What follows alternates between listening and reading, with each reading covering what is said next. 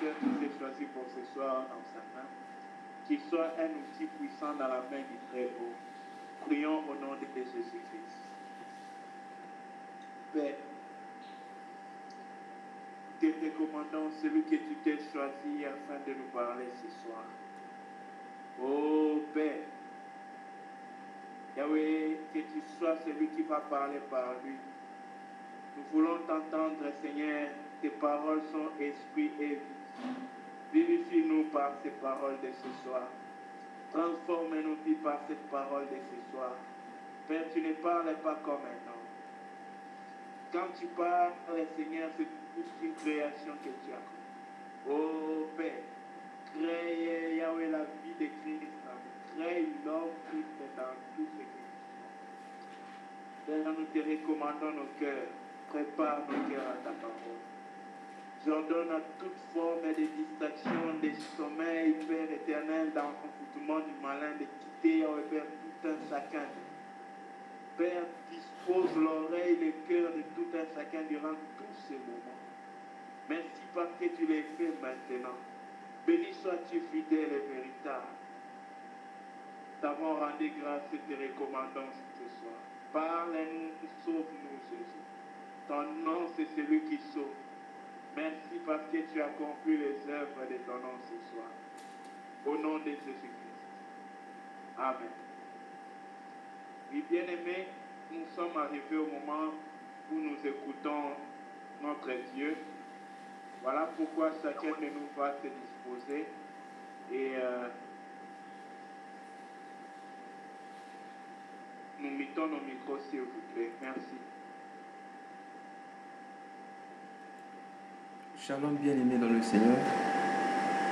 Nous rendons grâce à notre Père qui nous a encore une fois de plus convoqués ce soir. La Bible dit, nul ne peut venir à lui, au Seigneur Jésus, si le Père ne l'attire. Ce n'est pas parce que nous avons pu avoir l'Internet ce soir, bien-aimés, sinon non plus parce que nous l'avons voulu. Mais c'est l'Éternel qui a pourvu à cela. Voilà pourquoi, bien-aimés, nous ne devons jamais cesser de lui dire merci. Parce qu'à chaque fois que le Seigneur rassemble ses enfants, il fait toujours du bien. Voilà pourquoi, bien-aimés, nous ne devons pas cesser de lui dire merci pour cela. Oui, nous allons continuer une fois de plus ce soir à parler du Saint-Esprit. Nos frères ont tellement bien posé les fondations et également les murs lorsque les frères ont parlé de qui est le Saint-Esprit. Pourquoi nous devons avoir le Saint-Esprit. Et hier, nous avons introduit comment recevoir le Saint-Esprit. Et nous avons essayé un peu de toucher la maison. Et aujourd'hui, dans cette même perspective, nous allons continuer de parler de comment recevoir le Saint-Esprit. Ici, le Seigneur fait grâce, nous parlerons de l'agneau, nous allons parler des bracelets et de l'anneau. Donc, nous allons prendre nos Bibles dans le livre de Genèse chapitre 24 comme verset de base. C'est le verset que nous avons lu hier. Nous allons lire le verset 31. La Bible dit, et il dit, viens béni de l'Éternel, pourquoi resteras-tu dehors? J'ai préparé la maison et une place pour tes chameaux. Hier, nous avons essayé de toucher l'histoire du retour de l'arche de l'Éternel en Israël. Nous avons vu deux cas. Quand le Seigneur n'a pas pu permettre que l'arche revienne en Israël, et lorsque l'Éternel avait permis que l'arche rentre en Israël. Et nous avons remarqué que pour le premier cas, quand le Seigneur n'avait pas permis cela à la mort de... Nous avons parlé aussi de la mort de Uza. Nous avons remarqué que David n'avait pas préparé la maison pour l'arche. C'est lorsque David a préparé la maison pour l'arche que David a pu ramener l'arche en Israël. Et nous avons vu aussi dans Genèse chapitre 24 que Laban parlant à Eliezer de Damas, c'est-à-dire le serviteur d'Abraham, il dit, pourquoi resteras-tu dehors? J'ai préparé la maison et une place pour les chameaux. Donc nous avons dit que les 10 chameaux représentent la parole de Dieu. Et j'ai béni le Seigneur pour l'intervention du frère Gauthier hier. L'Esprit marche toujours avec la parole. Quand l'Esprit vient en nous, l'Esprit nous révèle la parole. Et pourquoi à l'intérieur? C'est que l'Esprit écrit ses lois dans notre cœur. Non pas sur les tables de pierre, mais sur notre cœur. Et nous donne la capacité de mettre en pratique la parole de Dieu. Alors, bien aimés, aujourd'hui, nous allons toujours avancer dans cette même perspective, parler de comment, bien aimé, préparer la maison.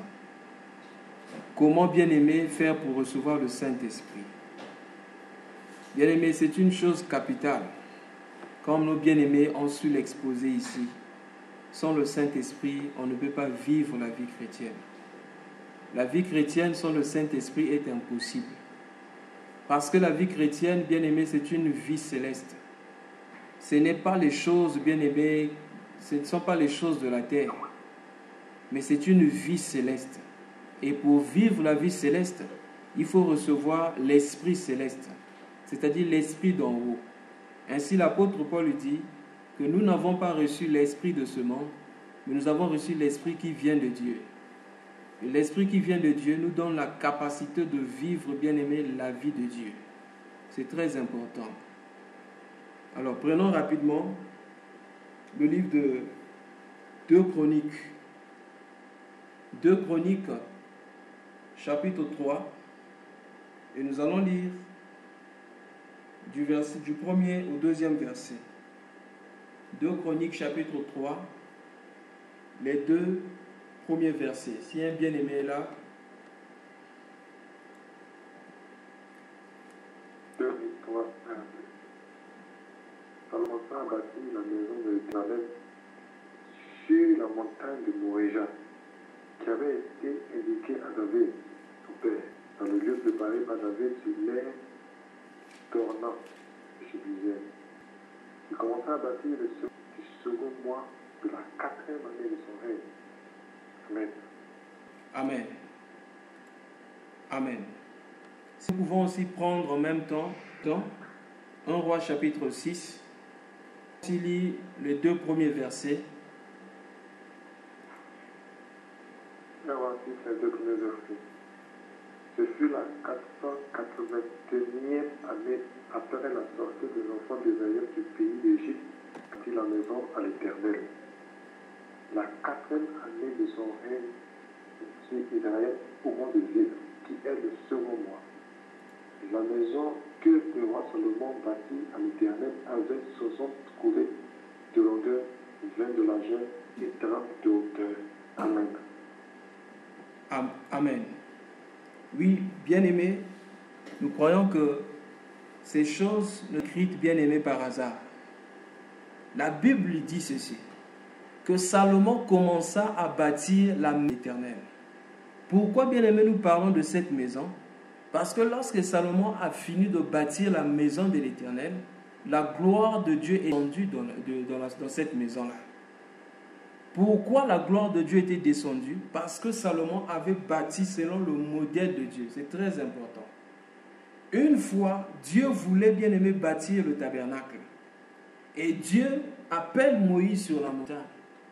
Il dit à Moïse, prends garde à toi de bâtir la maison exactement selon le modèle qui t'a été montré sur la montagne. Pourquoi est-ce que Dieu devait montrer le modèle à Moïse? Moïse n'utilise sa connaissance, la connaissance égyptienne. N'oublions pas, lorsque Étienne a Moïse, il dit que Moïse était éduqué selon la sagesse égyptienne. Et nous savons qu'en Égypte, on trouvait les meilleurs architectes du monde. Donc, si Dieu avait dit à Moïse de bâtir le tabernacle, Moïse allait bâtir selon le modèle de l'Égypte. Alors, pour éviter la confusion, Dieu va montrer exactement le modèle à Moïse. afin que Moïse bâtisse le tabernacle. Et lorsque Moïse a bâti le tabernacle selon le modèle de Dieu, l'Éternel, la puissance de Dieu bien-aimé était descendue. L'Éternel était descendu bien-aimé au milieu des enfants. De même, l'Éternel a donné un modèle, le modèle du temple, la maison de l'Éternel. En effet, la maison, le modèle était donné à David, mais David ne pouvait pas bâtir la maison. Mais c'est Salomon qui devait bâtir la maison. Mais Salomon devait faire très attention de bâtir exactement selon le modèle que l'Éternel avait donné. Le verset 1 dit, Salomon commença à bâtir la maison de l'Éternel à Jérusalem. Où? Exactement où? Sur la montagne de Morija, qui avait été indiquée à David, son père, dans le lieu préparé par David. Ah, bien aimé, c'est très important. Il y avait un lieu spécifique. Il fallait que David prépare le lieu dans l'ère de Nan, le Jébusien. Avant, Jérusalem s'appelait Jébus. Donc, dans l'ère de Nan, le Jébusien, c'est là-bas qu'on devait bâtir la montagne. Où? Sur le mont Morija. C'est très important. Quand nous voyons le mont Morija, nous nous souvenons d'Abraham. Un jour, Dieu va dire à Abraham, lève-toi, je veux que tu donnes Isaac en sacrifice.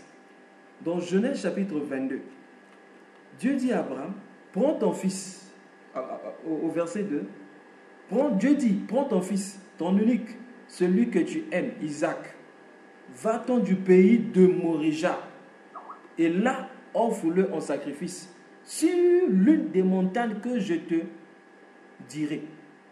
Abraham se leva le bon matin, sella son âne et prit avec lui 2 de ses serviteurs et son fils Isaac. Au verset 4, le 3e jour, Abraham levant les yeux vit de loin et Abraham dit à ses serviteurs, restez ici. Avec l'âne, moi et le jeune, nous irons jusque-là pour adorer et nous reviendrons vers vous. Bien aimé, c'était un lieu spécifique où on devait bâtir la maison de l'Éternel, où on devait préparer la maison de l'Éternel. Parce que pour que l'Éternel descende, pour que la puissance de Dieu descende, bien-aimé, il faut que ça soit à Morija. Parce que c'est à Morija qu'on avait offert en sacrifice Isaac. Nous savons que Isaac, c'est l'image de Jésus-Christ. Ça veut dire quoi? L'Esprit ne peut descendre que là où, bien-aimé, il y a la croix de Jésus. Là où il y a la croix, la Bible dit dans le livre de Proverbes, faute de bois, le feu s'éteint. L'Esprit descend dans celui qui a accepté de passer par la croix. Voilà pourquoi. Lorsque le Seigneur Jésus est rentré dans l'eau, parce que lorsqu'il rentrait dans l'eau, c'était l'image du baptême. Il acceptait de mourir par rapport à sa propre volonté et de ressusciter. Lorsqu'on accepte de mourir, c'est alors que l'Esprit descend bien aimé sur nous.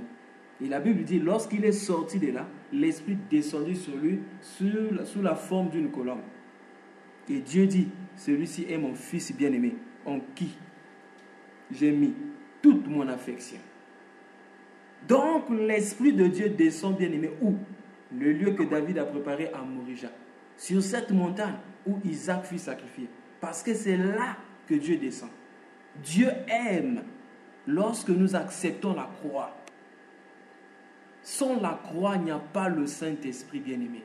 Si nous n'acceptons pas la croix, ce n'est pas une croix que nous portons au cou, mais lorsque nous acceptons de mourir par rapport à notre propre volonté, c'est alors que nous pouvons recevoir le Saint-Esprit. Le Saint-Esprit, c'est pour ceux-là qui sont morts. Pourquoi pour ceux-là qui sont morts? Parce que la Bible dit, si l'Esprit qui a ressuscité Jésus-Christ d'entre les morts habite en vous, il ressuscitera aussi, il donnera aussi la vie à votre corps mortel. L'Esprit, en réalité, le Seigneur Jésus n'est pas sorti du tombeau par lui-même. Il n'est pas sorti de la tombe par lui-même. Mais il a été ressuscité, bien-aimé, par le Saint-Esprit. Il est sorti de la tombe par la puissance du Saint-Esprit. Et l'Esprit aime ceux-là qui aiment mourir. Ah oui, par le baptême, nous acceptons de mourir avec lui. afin de ressusciter avec lui. Et qui nous ressuscite? C'est le Saint-Esprit de Dieu, afin de nous donner la capacité, bien aimé, de vivre la vie de Dieu. C'est là le Saint-Esprit. Le Saint-Esprit vient en nous pour nous donner la capacité de vivre la vie de Dieu. Or, nous ne pouvons pas vivre la vie de Dieu si nous avons encore notre propre vie. Voilà pourquoi nous devons mourir par rapport à notre vie afin que nous vivions la vie de Dieu. C'est très important. Voilà pourquoi c'était un lieu spécifique. Alors remarquez quelque chose. Parce que bien aimé, c'est très important. Lorsque nous voyons des histoires se répéter, bien aimé, dans les livres comme ça, c'est très important de lire, d'essayer de faire un parallélisme pour comprendre quelle est l'information que 2 Chroniques veut nous donner, quelle est l'information que un roi veut nous donner. Puisque ça parle de la même histoire. Mais nous voyons cette information ici dans 2 Chroniques. La Bible dit que c'était à un lieu précis. Mais dans le livre de Rois, dans 1 Roi chapitre 6, là-bas, on ne nous parle pas. Dans 1 Roi chapitre 6, on ne nous parle pas de ce lieu-là. On dit simple, on parle maintenant des années. Je prends rapidement, si le frère peut nous relire ce qu'il avait lu dans 1 Roi chapitre 6, les 2 premiers versets. 1 Roi chapitre 6, les 2 premiers versets, la Bible dit: Ce fut la 481e année après la sortie des enfants d'Israël du pays d'Égypte que Salomon bâtit la maison à l'Éternel. La 4e année de son règne sur Israël, au mois de Ziv, qui est le second mois. Amen. Amen. Amen. Regardez bien, c'est la même histoire, mais ici on nous donne une autre information. La Bible dit: ce fut la 480e année après la sortie des enfants d'Israël du pays d'Égypte que Salomon bâtit la maison de l'Éternel. La 4e année de son règne sur Israël, au mois de Siv, qui est le second mois. Ah, bien aimé, j'aime ça, c'est très important. Pourquoi la 480e année les enfants d'Israël devaient... pourquoi la 480? Pourquoi 480? Bien aimé, lorsque nous voyons 480, quand nous faisons l'addition, cela nous donne combien? 4 plus 8 plus 0 égale à 12. Ah, bien aimé, ça veut dire que pour bâtir la maison de l'Éternel, pour que le Seigneur descende dans sa gloire, Dieu veut voir 12. S'il n'y a pas 12, Dieu ne peut pas descendre. Prenons rapidement le livre des Actes. Nous allons voir ce qui a déclenché le baptême du Saint-Esprit dans la vie des apôtres. Actes chapitre 1. Les Actes chapitre 1, nous allons lire les 3 derniers versets. Actes chapitre 1, nous allons lire à partir du verset 21 jusqu'au verset 26. Ensuite, nous lisons les 2 premiers versets du chapitre 2.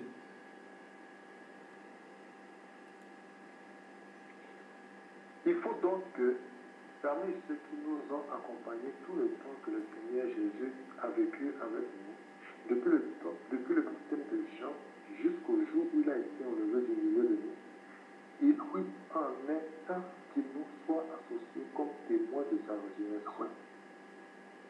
Ils y présentaient de Joseph appelé Barsabas, surnommé Justus, et Matthias.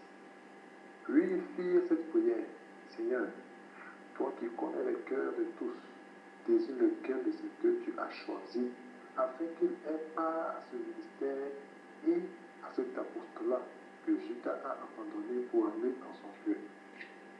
Ils tirèrent au sort et le sort tomba sur Matthias, qui fut associé aux 11 apôtres. Le jour de la Pentecôte, ils étaient tous ensemble dans le même lieu.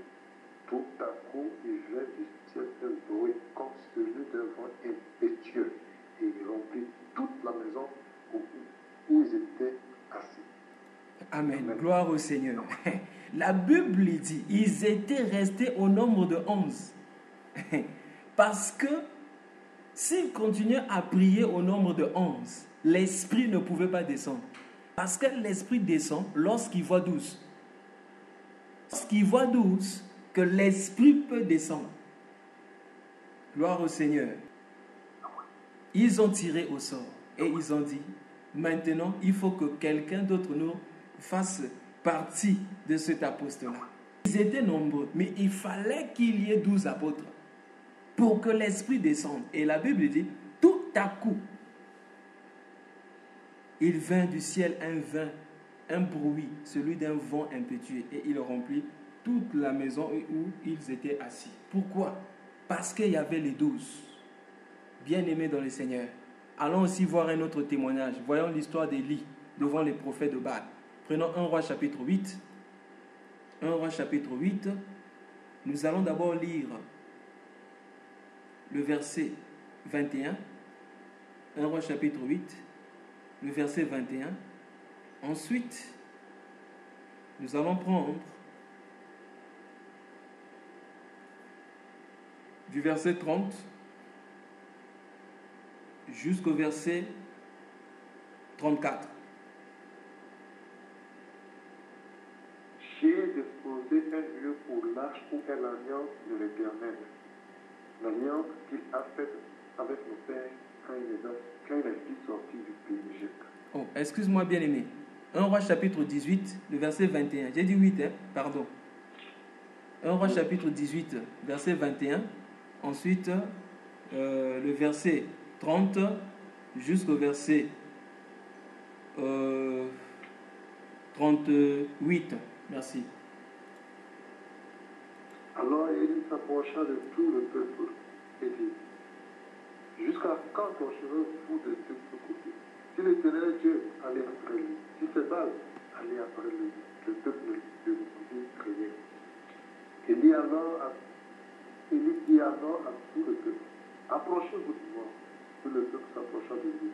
Élie rétablit l'autel de l'Éternel qui avait été renversé. Prit 12 pieds d'après le nom des tribus des fils de Jacob, auquel l'Éternel avait dit, Israël sera ton nom. Il bâtit avec ses pierres l'autel au nom de l'Éternel. Fit autour de l'autel un fossé de la capacité de 2 mesures de semence. Il arrangea le bois, le coupa le taureau par morceaux et le plaça sur le bois. Puis il dit, remplissez d'eau 4 couches et versez-les sur l'holocauste et sur le bois. Il dit, faites-le une seconde fois. Il le fit une seconde fois. Il dit, faites-le une troisième fois. Il le fit une troisième fois. L'eau roula autour de l'autel et l'eau remplit aussi d'eau le fossé. Au moment de la présentation de l'offrande, Élie, le prophète, s'avança et dit, Éternel, Dieu d'Abraham, d'Isaac et d'Israël, que l'on sache aujourd'hui que tu es Dieu en Israël, que je suis ton serviteur, et que j'ai fait toutes ces choses par ta parole. Réponds-moi, Éternel, réponds-moi, afin que ce peuple reconnaisse que c'est toi, Éternel, qui es Dieu, et que c'est toi qui amènes le cœur. Et le feu de l'Éternel tomba et consuma le bois, les pieds et la terre. Il absorba l'eau qui était dans le fossé. Amen. Amen. Gloire au Seigneur. La Bible dit qu'Élie va dire au peuple. Alors Élie s'approcha de tout le peuple et dit, jusqu'à quand clocherez-vous de 2 côtés? Si l'Éternel est Dieu, allez auprès de lui.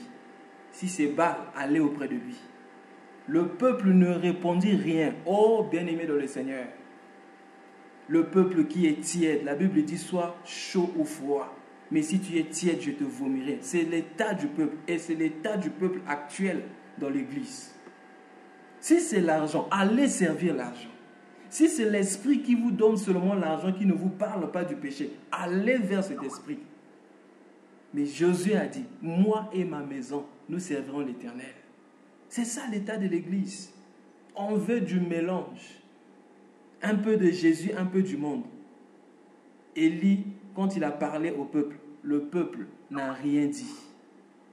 Au verset 30, la Bible dit, Élie dit alors à tout le peuple, approchez-vous de moi. Et tout le peuple s'approcha de lui. Qu'est-ce qu'Élie a fait? Élie a rétabli l'autel de l'Éternel qui avait été renversé. Qu'est-ce que je veux dire? Si nous voulons recevoir le Saint-Esprit, nous devons rétablir l'autel de l'Éternel. Parce que si l'autel de l'Éternel n'est pas rétabli, l'Éternel n'aura pas un endroit où descendre. Il n'aura pas un endroit où poser son pied. Il faut que l'endroit soit rétabli. Il faut que l'autel soit rétabli afin que Dieu descende dans sa gloire. Alors, comment Élie a rétabli l'autel? La Bible dit que Élie prit quoi? 12 pierres. Ah, 12 revient ici. Élie a pris 12 pierres d'après le nombre des tribus des fils de Jacob, auquel l'Éternel avait dit, Israël sera ton nom. 12 bien-aimés, c'est l'image de l'enseignement. Nous avons été, je crois que c'est Éphésiens 2:20, nous avons été bâtis sur le fondement des apôtres et des prophètes. C'est sur ce fondement. Et l'apôtre Paul a écrit cela dans 1 Corinthiens chapitre 3, je crois que c'est le verset 10 ou 11. Il dit, par la grâce de Dieu, j'ai posé le fondement comme un sage architecte. Il dit que chacun fasse attention de la façon dont il bâtit dessus. Et ce fondement, c'est Jésus-Christ. Ce fondement, c'est Jésus-Christ, c'est-à-dire la parole, l'enseignement qui parle de Jésus-Christ. Le Saint-Esprit descend lorsqu'il voit l'enseignement de Jésus-Christ, car l'Esprit mouve toujours au-dessus des eaux. C'est là où il y a l'eau, l'eau de la parole, pas du monde. Là où il y a l'eau, que l'Esprit mouve. Voilà pourquoi, lorsque nous lisons Éphésiens, on peut lire ça, Éphésiens chapitre 1, verset 13 à 14. Si un bien-aimé peut nous lire ça, Éphésiens chapitre 1, verset 13 à 14. Après, on va revenir dans 1 Roi chapitre 18. Éphésiens 1, 13 à 14. En lui, vous aussi, après avoir entendu la parole de la vérité, l'évangile de votre salut, en lui, vous avez cru et vous avez été scellés du Saint-Esprit qui avait été promis, lequel était gage de notre héritage pour la rédemption de ceux que Dieu s'est acquis à la louange de la gloire. À la louange de sa gloire. Amen. Amen. Il est merveilleux. En lui, vous aussi. Après quoi? Après avoir écouté la parole de la vérité, l'évangile de votre salut. Ce n'est pas l'évangile de la prospérité prêché aujourd'hui qui va donner le Saint-Esprit. Mais c'est l'évangile du salut. En lui, vous avez cru. Et vous avez été scellés du Saint-Esprit qui avait été promis. C'est quel évangile? Et l'évangile prêché par les apôtres de l'agneau, les 12 apôtres, le fondement. Bien-aimé, sans le fondement, bien-aimé, l'esprit ne peut pas descendre. Voilà pourquoi aujourd'hui, on reçoit un autre esprit. L'esprit qu'on reçoit par l'argent. Où l'homme de Dieu se prêche sur l'onction. Après, il dit aux gens, venez s'aimer de l'argent. Après, quand vous recevrez la puissance du Saint-Esprit, vous allez recevoir mon onction. Je vais vous transmettre cela. Il n'y a que Jésus qui baptise du Saint-Esprit. Aucun homme ne peut baptiser du Saint-Esprit. Jean l'a dit. Moi, je vous baptise d'eau pour vous emmener à la repentance. Mais il vient quelqu'un qui est au-dessus de moi. Il n'y a que Jésus qui baptise du Saint-Esprit. Aucun homme ne peut te donner l'Esprit. Pourquoi? Parce que l'Esprit c'est Dieu et Jésus-Christ est Dieu. En lui vous avez cru et vous avez été scellés du Saint-Esprit qui avait été promis, lequel est un gage de notre héritage pour la rédemption de ceux que Dieu s'est acquis à la louange de sa gloire. Gloire au Seigneur. Repartons dans 1 Roi chapitre 18. Élie a placé les 12 pierres, c'est-à-dire l'enseignement. Quel est le message que nous écoutons? Il y a des messages qui ne peuvent pas faire descendre le Saint-Esprit. Le message du salut, l'évangile qui sauve, c'est l'évangile que Pierre avait prêché dans la maison de Corneille. Ces gens n'ont même pas eu le besoin de passer d'abord par le baptême d'eau, parce que l'évangile de salut était prêché. Pendant que Pierre prêchait, la Bible dit l'Esprit descendit sur eux. C'est quel évangile? Quand tu dis l'évangile de salut, c'est quel évangile? Prenons rapidement 1 Corinthiens chapitre 15. L'apôtre Paul nous parle de cet évangile-là. Ce n'est pas n'importe quel évangile. 1 Corinthiens chapitre 15, du verset 1 jusqu'au verset 4. 1 Corinthiens 15, du verset 1 jusqu'au verset 4. La Bible dit ceci. Je vous rappelle, frères, l'évangile que je vous ai annoncé, que vous avez reçu, dans lequel vous avez persévéré et par lequel vous êtes sauvés. Si vous le retenez tel que je vous l'ai annoncé, autrement vous aurez cru en vain. Donc il ne s'agit pas simplement d'écouter l'évangile. C'est pourquoi, bien-aimés, je vais attirer notre attention, bien-aimés. N'écoutons pas le message ici simplement pour satisfaire la soif des révélations ou encore le désir d'écouter la parole. Faisons très attention. N'oublions pas ce que le bien-aimé Paul a dit ici.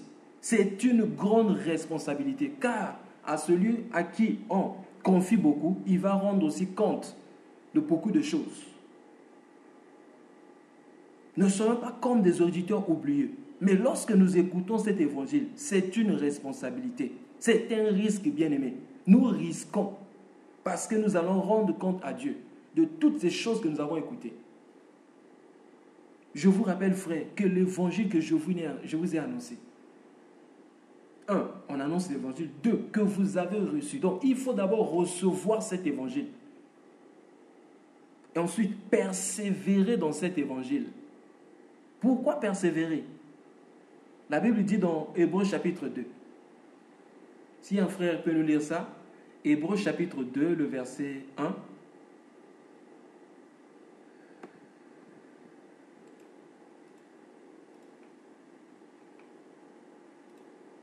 Hébreux chapitre 2, le verset 1.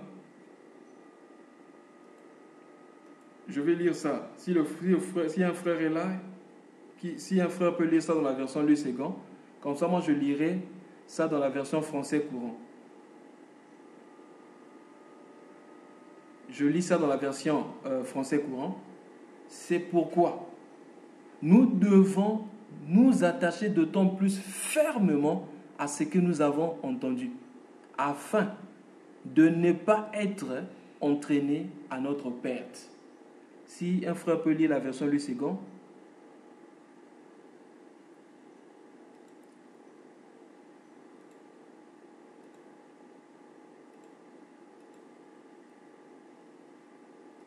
Ok, je vais lire.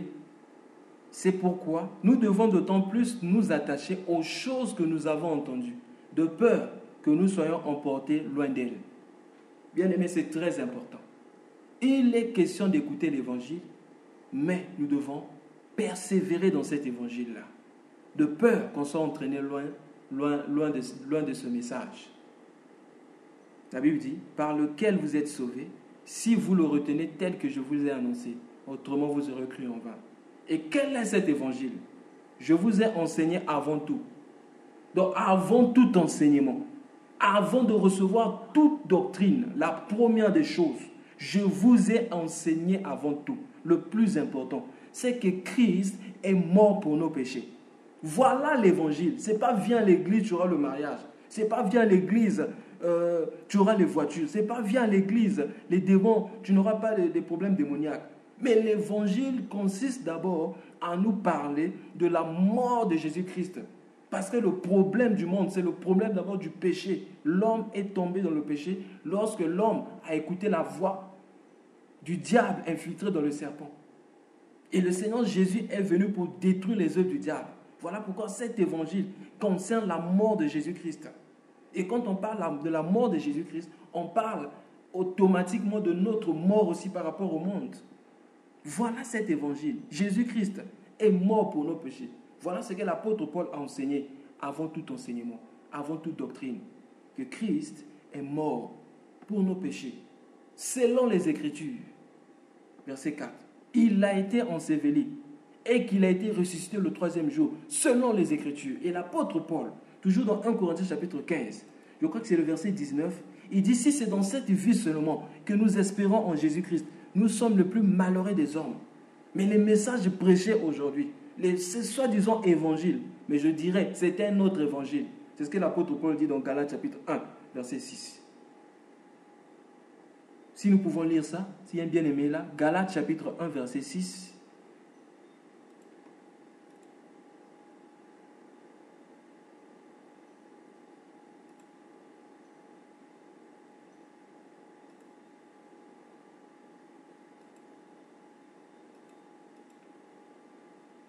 Galates chapitre 1, verset 6. Je lis. Je m'étonne que vous vous détourniez si promptement de celui qui vous a appelé par la grâce de Christ pour passer à un autre évangile. Verset 7. Non pas qu'il y ait un autre évangile, mais il y a des gens qui vous troublent et qui veulent renverser l'évangile de Christ.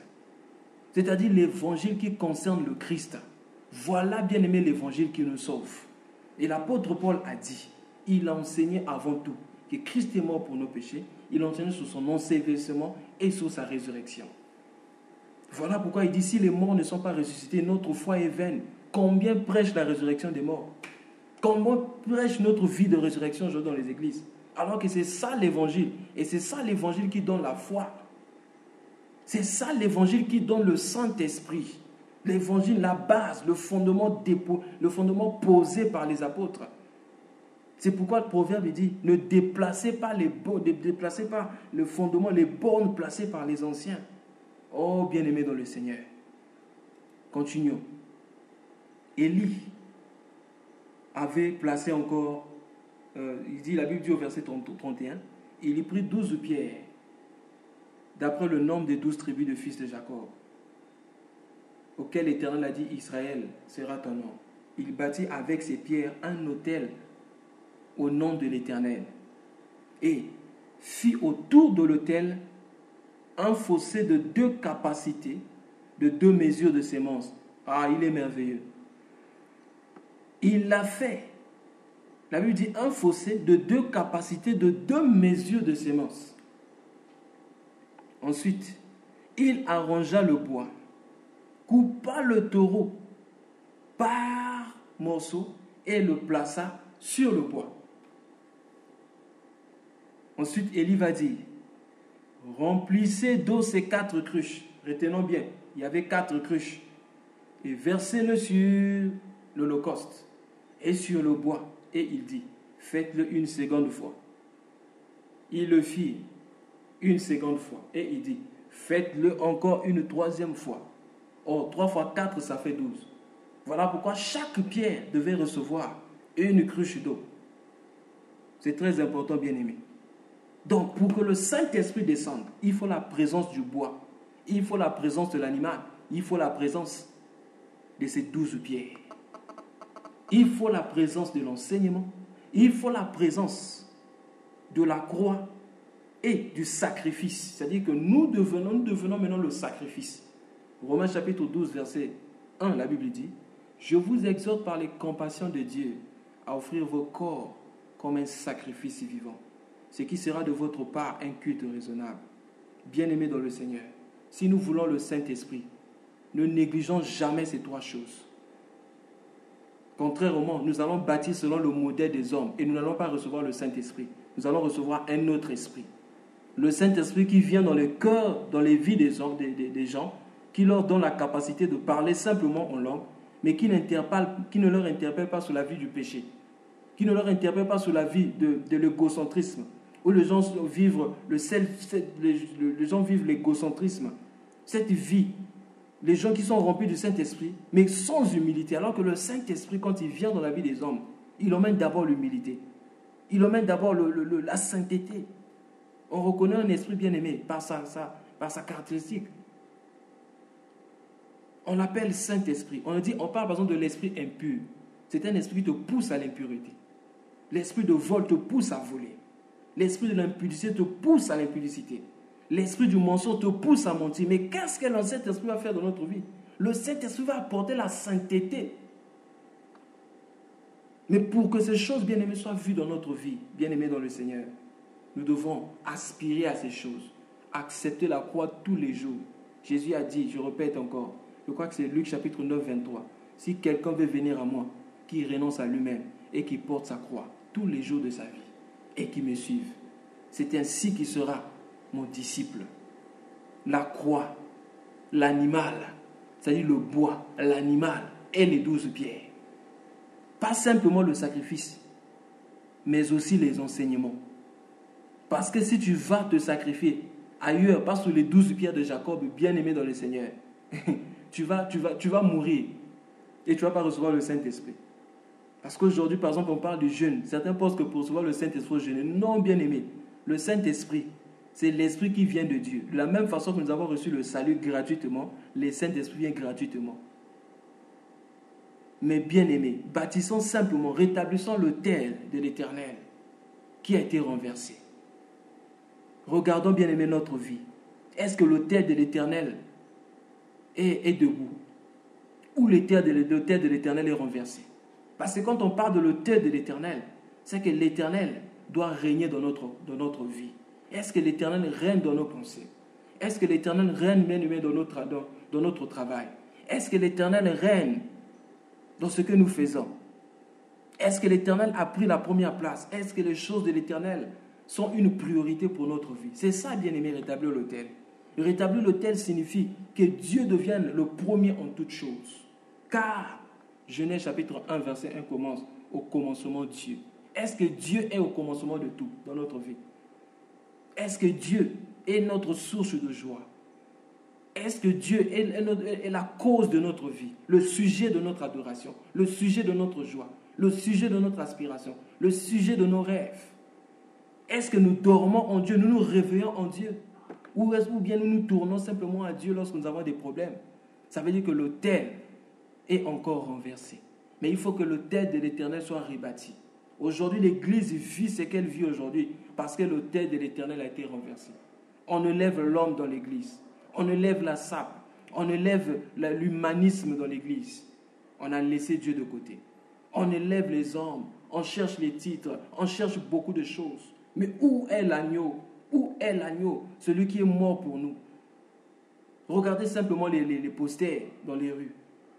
C'est le nom de ces leaders. Les noms de ces hommes sont en gros caractère. Le nom de Jésus petit en bas. C'est l'homme qu'on voit. Ce sont les organisations qu'on voit. Les organisations religieuses. Nous sommes les catholiques. Nous sommes les protestants. Nous sommes de ceci. Mais où est l'agneau? Où est l'agneau? Nous devons parler comme ces Grecs qui sont venus voir les disciples. Ils disent, Monsieur, nous voulons voir Jésus. C'est Jésus qui doit être élevé dans l'Église. C'est Jésus qui doit être célébré dans l'Église. C'est Christ qui doit être le premier en toutes choses. Oh, bien-aimé dans le Seigneur. Regardez l'erreur que Salomon avait commise. Regardez. Prenons rapidement, toujours dans le livre de Rois, 1 Roi 6 là. Prenons 1 Roi chapitre 6. Si nous pouvons lire du verset 37 jusqu'au verset 36, ensuite 1 Roi 7, le premier verset. Est-ce qu'un frère est là pour nous lire?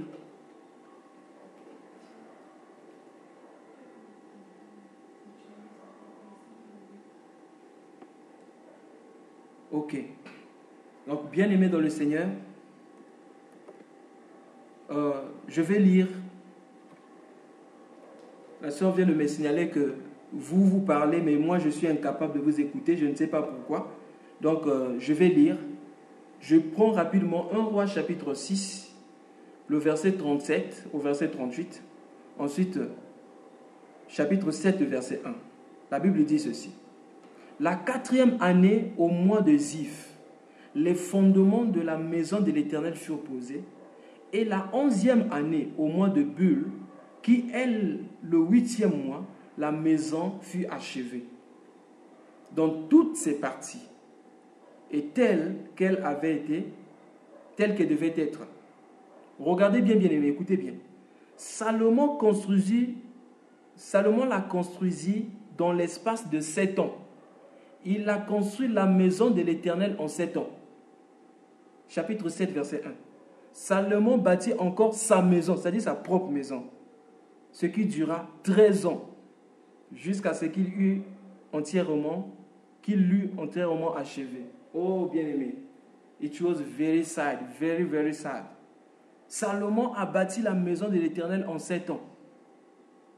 Mais il construit la maison de Dieu. En 7 ans, il construit sa propre maison en 13 ans. Qu'est-ce que cela nous enseigne? La maison de Dieu était moins importante que sa propre maison. Tout ce qui est écrit, la Bible dit, ces choses ont été écrites pour notre instruction. Faisons très attention, bien-aimés dans le Seigneur. quelle place mettons-nous les choses de Dieu? Est-ce que les choses de Dieu font notre priorité? Cherchons-nous à faire les choses de Dieu dans l'excellence, telles que ces choses doivent être faites, ou bien aimés dans le Seigneur. Faisons les choses juste comme ça, comme par duty, c'est-à-dire que par obligation. Regardez le cas de Salomon. Donc, pour bâtir sa propre maison, c'est 13 ans. Mais pour bâtir la maison de l'Éternel, c'est 7 ans. Les choses de Dieu doivent prendre la première place, bien-aimée, dans notre vie. At least, Salomon peut-être n'avait personne comme modèle pour voir. Mais nous avons vu l'exemple de Salomon. Les choses de Dieu doivent dépasser nos propres choses. Bien-aimés, c'est très, très malheureux. Allez en Afrique, regardez certaines églises, là où les gens se retrouvent pour prier. Quelquefois, c'est très sale. Regardez comment les gens se comportent à l'église. Là où les chrétiens prient, quelquefois, il y a des gens qui donnent des biscuits aux enfants, qui jettent ces chasseurs dans les églises. Mais ils ne peuvent pas faire cela dans leur maison. Dans leur maison, ils savent où se trouve la poubelle. Mais dans l'église, ils peuvent jeter ça n'importe où. Pourquoi? Parce que nous pensons que les choses de Dieu doivent prendre la deuxième place. Bien-aimés, il est temps que nous puissions rétablir le tel. Combien de fois, bien-aimés, dans notre vie, quand il s'agit, par exemple, je donne un exemple, bien-aimés, c'est quelque chose que j'ai remarqué. J'ai remarqué ça au pays et je l'ai remarqué aussi ici, par exemple en Inde. Quand il s'agit, bien-aimés, les choses de Dieu, surtout les élèves, ils sont capables. C'est-à-dire que pour eux, l'excuse, par exemple, quand nous arrivons au moment des examens, c'est l'excuse pour ne pas aller à l'église. 2 heures de temps seulement. Ils disent non, j'ai examen, je dois étudier. Alors qu'il avait par exemple le temps d'étudier, quand il fallait étudier, la personne n'étudie pas. Alors quand il faut se rattraper, on bouffe le temps de Dieu. On oublie que c'est lui qui est le maître. Nous disons bien, c'est Dieu qui est le maître des temps et des circonstances. Mais les choses de Dieu, en second rang, ô bien-aimés dans le Seigneur. Et quelquefois nous pensons que Dieu va nous comprendre. Dieu ne pourra pas nous comprendre, c'est simple. Nous aimons notre école, nous aimons notre éducation, nous aimons notre examen, nous aimons nos promotions, nous aimons toutes ces choses plus que Dieu. Si vous l'aviez fait comme moi, il est temps de se repentir et de rétablir l'autel bien-aimé. Dieu doit prendre la première place. Pourquoi ne pas sacrifier l'heure du manger pour aller à l'église? Dans le temps de manger, certains le temps de bien repasser les habits, le temps de faire ce qu'il faut faire. On dit dans le temps de Dieu, non, je ne vais pas à l'église. C'est 2 heures de temps seulement, je ne vais pas à l'église parce que demain j'ai examen. Donc 3 jours j'ai examen. Donc l'heure de Dieu on peut reporter, mais l'heure de l'examen on ne peut pas reporter. J'ai vu même des chrétiens bien-aimés au pays, pendant la Coupe du Monde 2006, fuir l'église à cause des matchs. Oh bien-aimés dans le Seigneur. Le match on peut suivre de façon indifférée. On peut reçu toujours le match qu'on a raté. Mais qu'est-ce qu'on peut bien-aimer? En différer la présence de Dieu. Si la mort t'attrape, nous oublions même, lorsque nous partons faire l'examen, c'est Dieu qui nous donne l'intelligence, la force. Supposons que tu veux faire l'examen le même jour que tu veux faire l'examen, que tu aies la diarrhée. Est-ce que tu vas composer? Ou que tu fasses un accident. Est-ce que tu pourras les composer? Nous oublions celui qui nous a créés. Voilà pourquoi dans Malachie chapitre 1, je crois que c'est le verset 6, la Bible dit, si je suis père, où est l'honneur qui m'est dû? Nous donnons à Dieu les miettes, comme Salomon. Et nous cherchons le Saint-Esprit. Quel Saint-Esprit va descendre? Mais malheureusement pour Salomon, l'Esprit était quand même descendu. Ah oui, parce qu'il avait bâti ça en 7 ans. Un 7, c'est la perfection. Quand même, l'Esprit était descendu. Mais nous ne faisons pas cela, bien-aimé. Lui n'avait pas d'exemple. Bien-aimé dans le Seigneur, que le Seigneur vous bénisse. Faute de temps, nous sommes obligés de stopper par là. Que le Seigneur nous garde et qu'il nous montre encore sa gloire, qui se révèle à nous, afin que nous le servions tel qu'il est et que nous rétablissons le tel de notre vie. Que Dieu vous bénisse. Amen.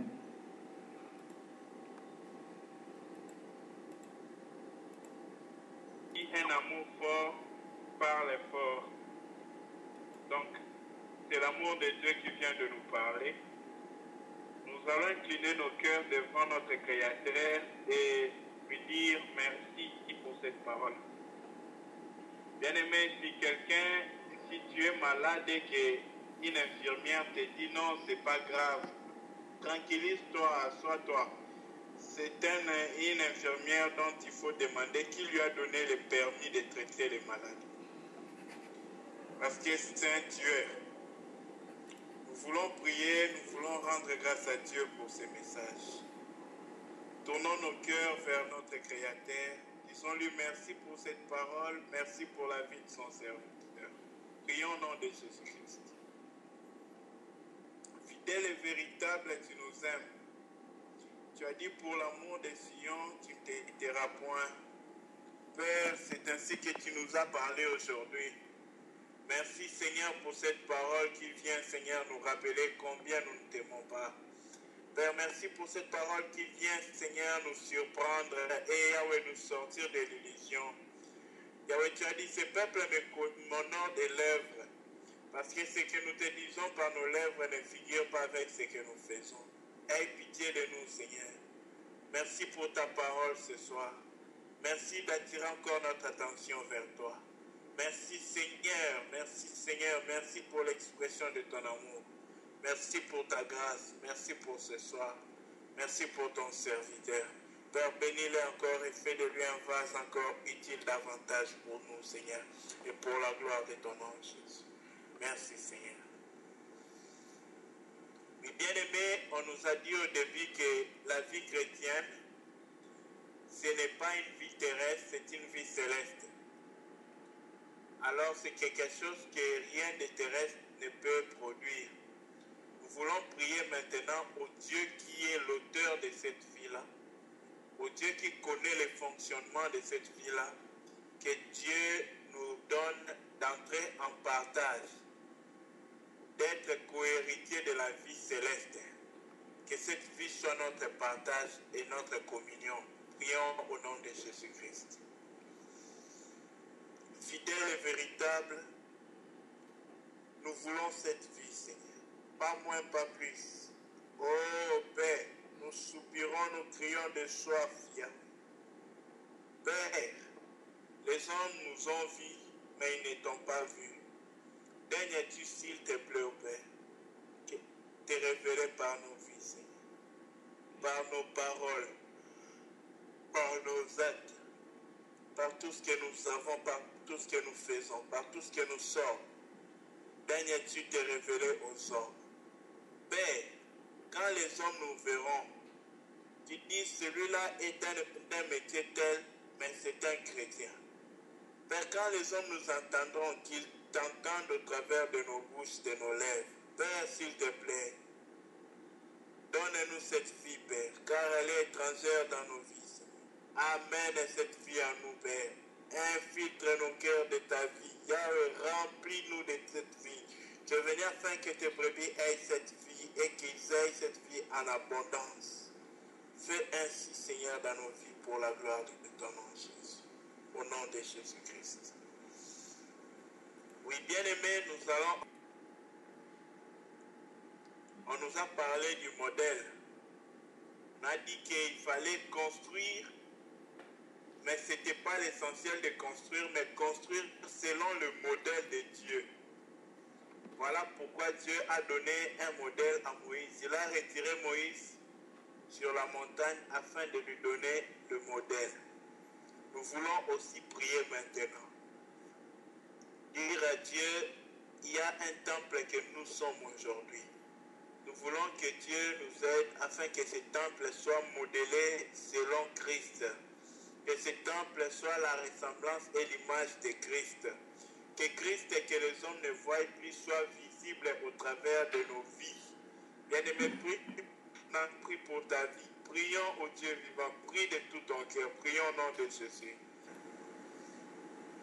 Et bien-aimés, nous allons encore prier. On nous a parlé du bois. On nous a parlé de l'eau. Et on nous a aussi parlé du sacrifice. Nous allons d'abord prier. Nous allons demander à Dieu de nous aider à accepter la croix.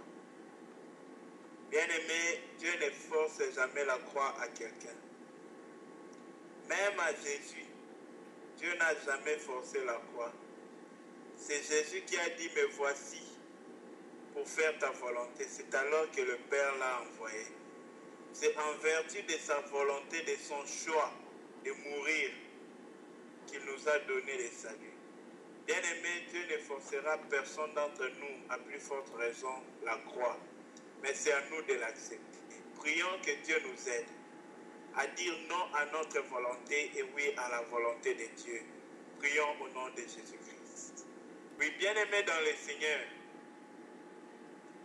il y a une seule chose qui pouvait rassurer Dalila que Samson l'aime.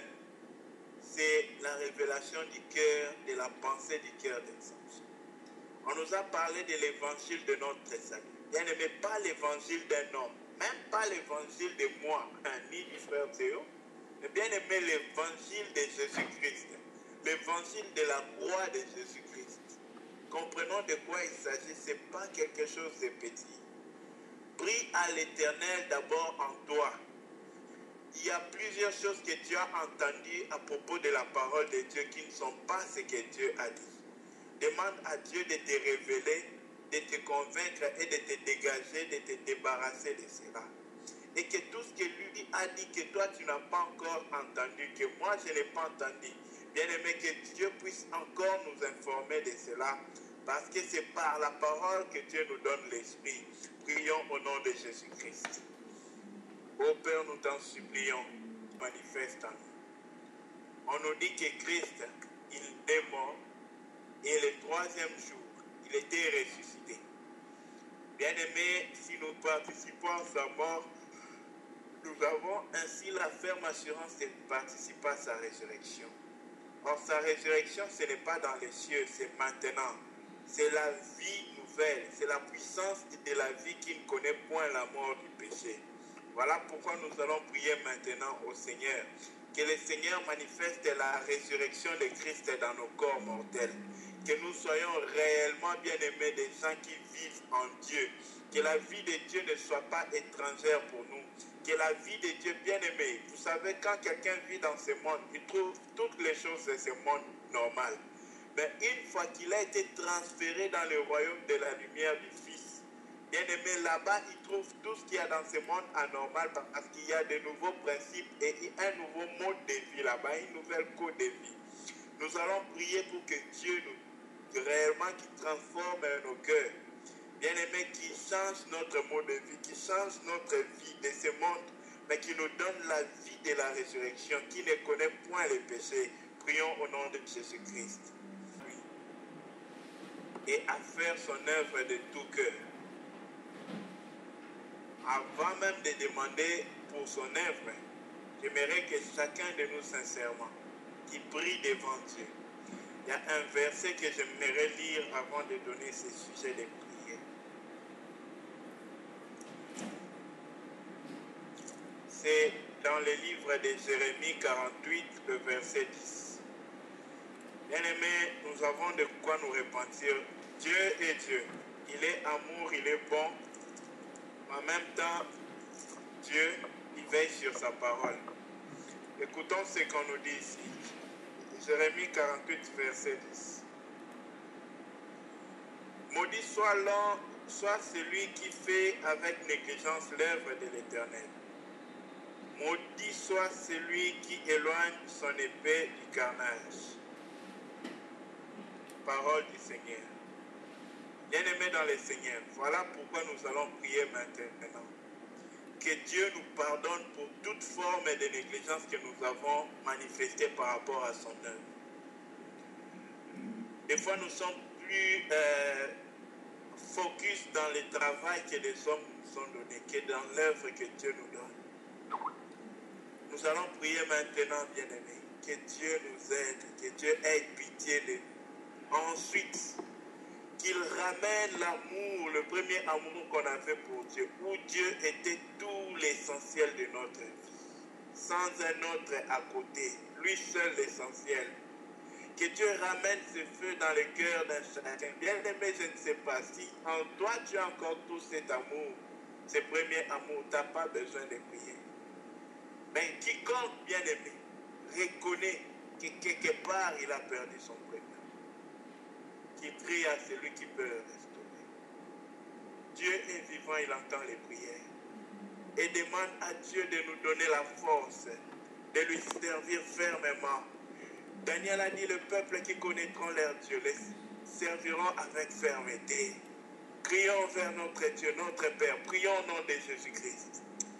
Ô fidèle et véritable, tu es fidèle, mais que sommes-nous, Seigneur? Grâce d'un fidèle, ô Dieu. Nous ne sommes pas, moi, je ne suis pas fidèle dans ton service. Père, je ne suis pas fidèle à toi. Je recours et je tombe devant ta face, mon Dieu, mon salut. Mon sauveur, toi qui m'as aimé, toi qui m'as appelé des ténèbres pour que Yahweh, tu me donnes d'entrer dans ta lumière. Et tu me fais entrer dans cette lumière où, Seigneur, je sais que je ne trouve aucun mérite à moi. Oh Père, prends pitié de moi. Yahweh Père, qu'il ne soit entré dans ta fête sans Yahweh Père éternel, l'honneur à toi, oh Dieu. Père, prends pitié de mon âme. Pour chaque fois où je t'ai servi avec négligence, tu dis, maudit soit celui qui sert, Yahweh fait ton service avec négligence. Prends pitié de moi, Père. Éloigne de moi la malédiction, je t'en supplie. Fais de même pour tout cœur qui crie sincèrement devant toi maintenant. Oh Père, je t'en supplie, oh Dieu de gloire. Ramène la flamme dans nos cœurs pour brûler d'amour pour toi. Que nos cœurs soient consumés d'amour pour toi, Seigneur. Que nos cœurs soient épris de toi, ô Père. Nous t'en supplions, notre Dieu, notre salut. Remplis-nous de soif pour toi. Père, que rien ne prenne la première place. Même dans un rêve, même, Yahweh Père, pendant la journée, pendant la nuit, ô Dieu. Nous voulons que tu sois le capital, l'essentiel, la base. Yahweh Père, le tout de ce que nous avons, de tout ce que nous avons, Père. Sois notre seul trésor, s'il te plaît. Remplis nos cœurs de toi. Père, nous t'en supplions, aide-nous pour ton service. Nous voulons être fidèles avec toi dans les temps. Père, nous voulons être fidèles à toi, Père, quand tu nous appelles à conduire la prière. Ah, Yahweh, annoncer ta parole. Que nous puissions le faire avec crainte et tremblement devant toi. Père, débarrasse-nous de toute négligence. Débarrasse-moi. Je t'en supplie, oh mon Dieu. Père, je vais, Yahweh, Père, te donner le meilleur de moi-même, Père. Dans ma vie, aide-moi, je ne connais pas comment. Je n'arrive pas, oh mon Dieu. Aide-moi, aide chacun de nous ici présents. Merci pour ton amour. Merci Seigneur. Yahweh, c'est encore un plaisir, un bonheur pour nous de réaliser que même quand nous n'étions pas encore éternels, Yahweh repentit de ceci. Tu nous aimais encore, tu nous supportais. Tu as vu combien nous avons multiplié faute après faute. Tu ne t'es pas lassé de nous. Qui amour comme toi? Yahweh, qui peut aimer comme toi? Qui peut supporter comme toi? Qui es-tu, Seigneur? Merci, Seigneur. Merci, Père. Père, c'est à cause de cet amour quand nous réalisons, Seigneur. Nous savons que tu nous garderas jusqu'au dernier jour. C'est avec cet amour que nous savons que nous te verrons face à face.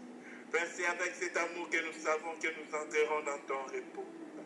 C'est avec cet amour que nous savons que nous serons assis avec toi sur la même table pour souper, Yahweh Père, les noces de l'agneau. Alléluia. Oh, béni sois-tu les rachetés. C'est toi la randonnée du désert. Abandonné des hommes, abandonné des dieux, afin de racheter nos âmes de la mort. Ouvre nos yeux afin que nous puissions t'aimer. Nous ne savons pas, nous ne voyons pas. Aie pitié de notre aveuglement, Jésus. Ouvre nos yeux, Yahweh. Père, nous te rendons grâce. Merci. Merci pour tout. Sois béni ce soir. Sois béni ce soir. Sois glorifié.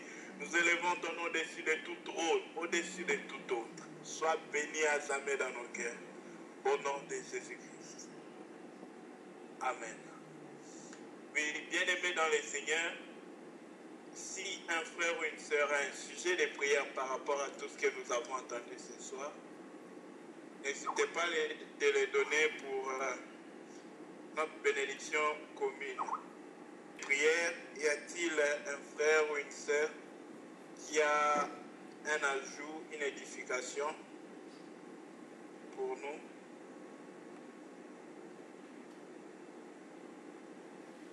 Aimés dans le Seigneur,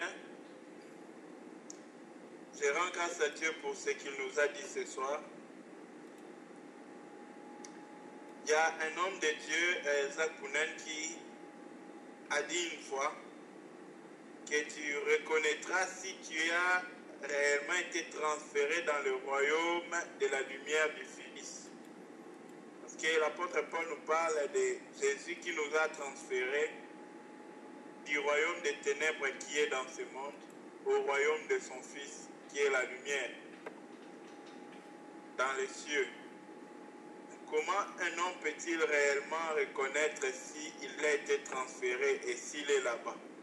Ce n'est pas lorsqu'il vient dans l'église où il passe des moments de prière. Non. Il dit, c'est lorsque l'essentiel de notre vie est basé sur ce royaume-là. Parce que quand nous étions, par exemple, nous qui sommes ici, tous là, nous sommes à l'étranger. Moi, quand je devais quitter Kin pour aller en Inde, quand je devais quitter en Inde pour venir ici, bien aimé, tout ce que j'avais en Inde qui n'était pas important, j'ai même laissé ma moto comme ça.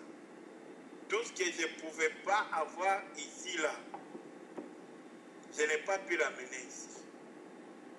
Et tout ce qui n'était pas important par rapport à ma vie en Inde, j'ai laissé ça à Kin.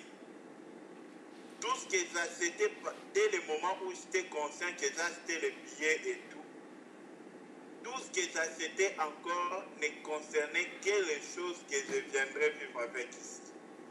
Parce que tout ce que j'avais en Inde devait rester en Inde. Ma vie n'était plus en Inde. Ma vie est maintenant ici, là où je suis transféré. Bien-aimé dans le Seigneur, si quelqu'un est transféré dans le royaume de Dieu, il est impossible que celui-là ne soit pas préoccupé par les choses du royaume de Dieu. En réalité, là où est ton cœur, c'est là où est ton trésor.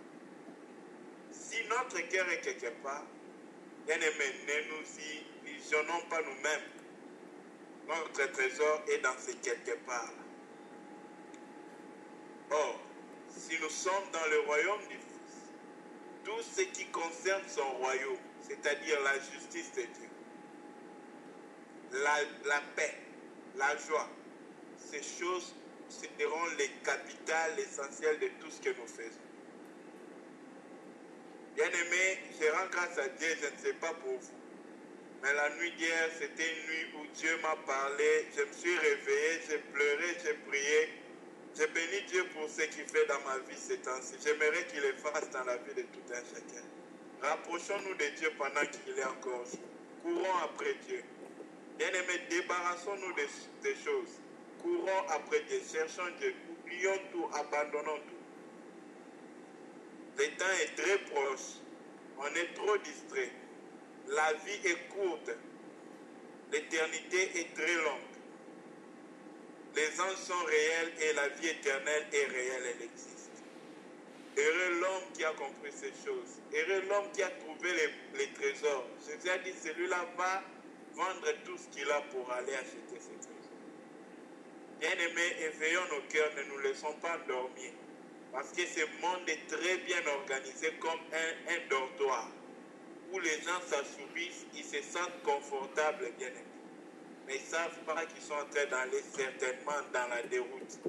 Et la finalité de la destination de cette déroute est très triste. Que le Seigneur nous aide. Je prie que ça ne soit aucunement le partage de quelqu'un parmi nous ici. Que Dieu nous bénisse. Merci beaucoup. Portez, s'il vous plaît. J'ai compris. Bien-aimés, tout un chacun de nous va prier. La Bible nous parle de l'assurance du salut. S'il y a quelqu'un parmi nous qui n'est pas sûr que maintenant, si le Seigneur revenait, il va entrer dans son repos. Je n'ai pas de formule de prière à te dire de prier selon moi. Prends ton cœur, amène-le devant Dieu. Réalise quel malheureux tu es. Bien-aimé, on ne blague pas avec Dieu. Réalise qui tu es réellement. Et dis au Seigneur, j'ai vécu. Je trouve que je n'ai pas vécu, mais j'étais en train de me distraire que j'ai vécu. Me tromper moi-même. Je viens renoncer à ma vie. Dis au Seigneur de t'aider. Prends une ferme décision avec lui. Supplie-le et invoque-le. Bien-aimé, prie au nom de Jésus-Christ. Père, nous t'en supplions. Affermis, Yahweh, l'assurance du salut dans nos cœurs. Père, nous pouvons être privés de tout. Mais Père, si nous manquons le salut, Père, nous sommes les vrais malheureux même. S'il te plaît, Père, tourmente nos cœurs. Tourmente les miens, s'il te plaît. Yahweh, débarrasse-moi de tout ce qu'il convient de me débarrasser. Si cela est le prix de mon salut, Père. Oh, Père, c'est un supplie. Ne nous laisse pas dans les repos, Yahweh, dans la mort. Ne nous donne pas, Yahweh, une paix, Yahweh, une tranquillité pendant que rien ne va bien. Oh, Père, s'il te plaît. Même les docteurs de ce monde n'en font pas ainsi. Père, quand quelqu'un est malade, même s'il paraît fort, Yahweh, il le soumet à des injections, Père, afin, Yahweh, Père, de guérir sa santé. Combien plus forte raison, toi, le véritable médecin. Oh, Père, guéris nos âmes ce soir. Alléluia. Père, visite nos âmes, nous t'en supplions. Touche nos vies, oh, Père Dieu de gloire.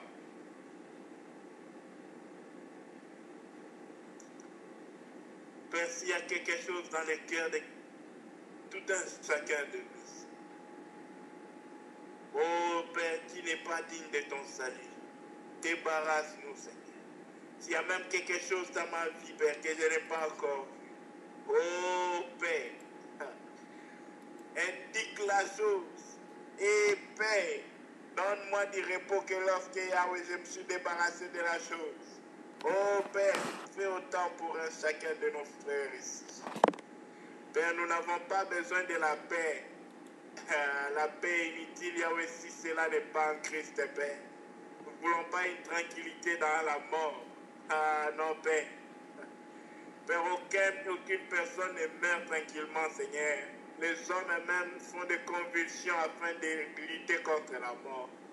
Combien, Yahweh, Père, pourrons-nous, Seigneur, nous tranquilliser dans la mort? Oh, Père, sauve-nous du péché. On t'appellera Jésus parce que tu sauves les hommes du péché. Nous t'appelons ainsi Jésus. Sauve tout un chacun de nous du péché, Seigneur. Délivre-nous, transfère-nous, Père. Je prie du moins pour tous ceux qui sont ici en ce lieu maintenant. Père, touche la vie de tout un chacun. Que personne ne soit privé de cette grâce. Merci parce qu'à la croix, tu as tout accompli. Merci parce que tu entends notre prière ce soir. Et on va attendre que tout le monde dise. Ou une question hors de la parole que nous avons écoutée ce soir, n'hésitez pas à l'apporter afin que le Seigneur nous éclaire de plus là-dessus. Merci. Parce que souvent je suis connecté. Y a-t-il un bien-aimé qui a une question?